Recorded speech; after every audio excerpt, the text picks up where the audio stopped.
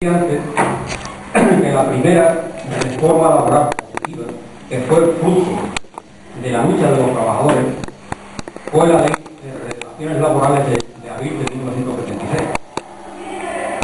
Esto fue fruto y consecuencia de la lucha de los trabajadores durante mucho tiempo. Y que posiblemente aquí en esta lucha no se valore lo suficiente porque no se dio eso, al menos por la misma intensidad que no se dio en las zonas industriales y demás. Pero eso, esta lucha supusieron muchos años, mucha represión, pero los trabajadores en aquella época tenían sentido de conciencia de clase y sentido de la solidaridad. Y si iban a la huelga,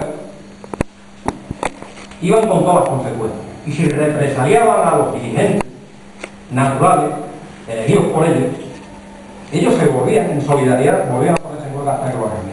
Bueno, pues esta serie de luchas durante muchos años tuvieron como consecuencia la aprobación de esta ley de relaciones laborales de abril de 1975. Y esta ley contemplaba, por ejemplo, la causalidad en el despido improcedente. ¿Qué quiere decir esto? Que en caso de despido improcedente, el trabajador tenía la opción de ser readmitido en el trabajo, en el puesto de trabajo. Y no existía despido. No existía despido. Eso es una de las cuestiones más importantes de los logros que se consiguieron con la legislación laboral del 76. Pero, por ejemplo, otra de las cuestiones es que a los 15 días cualquier contrato se envía automáticamente se convertía en indefinitivo. Las prestaciones por desempleo eran de 18 meses como mínimo,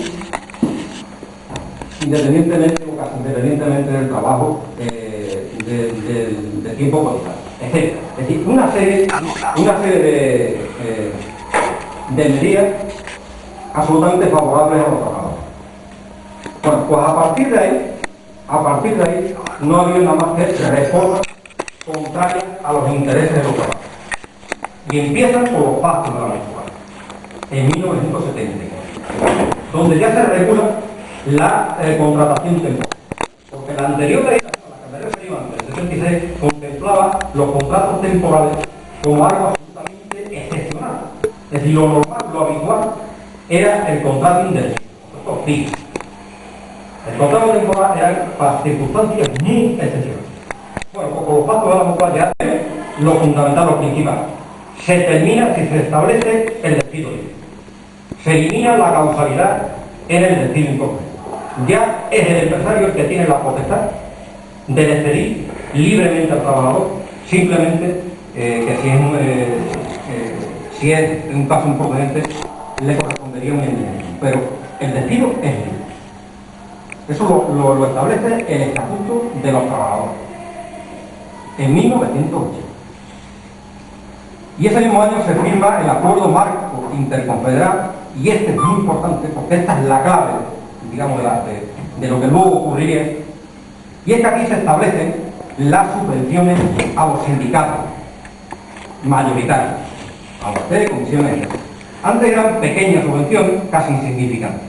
Aquí ya se aumenta, hasta tal punto que se establece una dependencia prácticamente absoluta, económica, de los sindicatos oficiales de la administración pública.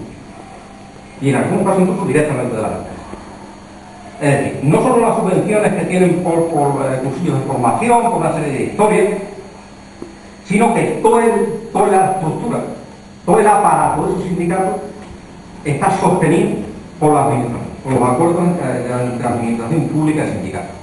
Todos esos liberados son a costa de los acuerdos con la administración pública y los actos de sede.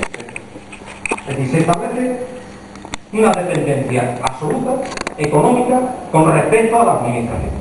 Y por otra parte, se establece también, se le da, digamos, la potestad de interlocutores en la negociación colectiva.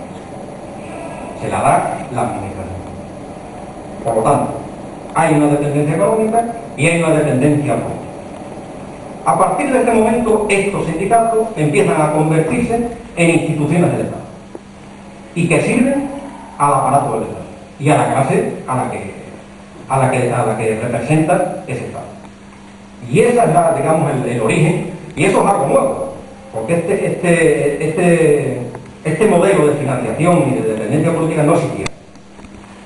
Había sindicatos más o menos combativos, más o menos reivindicativos, pero al establecerse esta financiación lo que se consigue es que los sindicatos realmente sirvan a la clase contraria a la que existe. Así de simple. Y eso es lo que está ocurriendo hasta ahora. En la Ley Básica de Empleo, que también se firma en 1980, se reducen las prestaciones por desempleo. Y cada cobertura de un 46% a un 26% en el 84.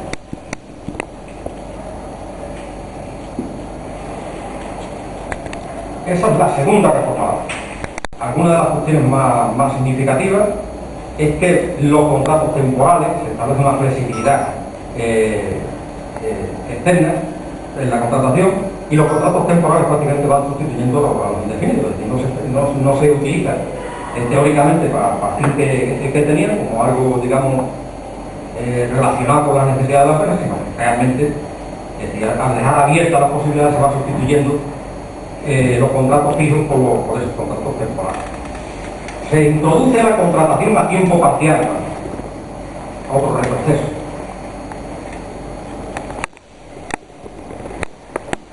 La cuarta reforma laboral es la del 92. Bueno, en el 84 hay una cosa que sí nos afecta a nosotros, ¿no? Y también hay que considerarlo como reforma laboral, y es la eliminación del sistema de empleo comunitario y su sustitución por el PEC, que subsiste hasta la fecha, aunque con otro nombre, ahora se llama AESA, pero el sistema es el sistema de empleo comunitario suponía la realización de una serie de jornadas.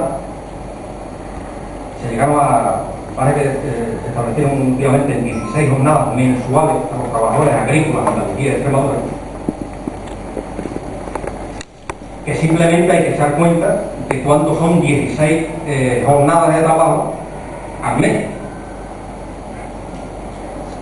Muchísimo más de lo que puedan cobrar mediante el subsidio y los trabajos públicos que se dan en los ayuntamientos. Muchísimo, pero no solo eso, sino que era una retribución por un trabajo realizado, no un subsidio.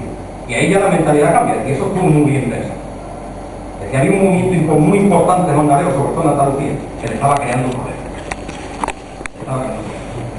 Pues claro, es que el entorno comunitario facilitaba la organización de los trabajadores, porque estaban trabajando en los tajos, en las calles, etc. Y ellos, digamos, recibían un salario por un trabajo realizado, no había reivindicaciones.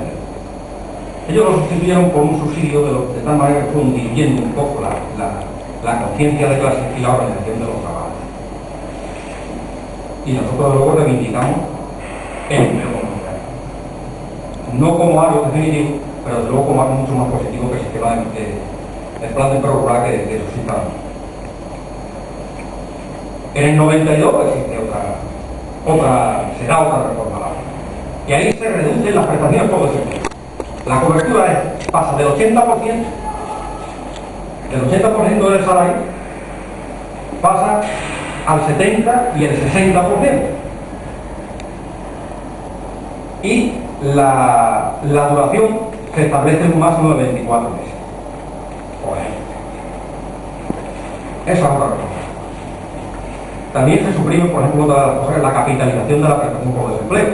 Eso lo utilizaban muchos trabajadores, pues daba la posibilidad de establecer un trabajo por su cuenta, digamos, un trabajo autónomo.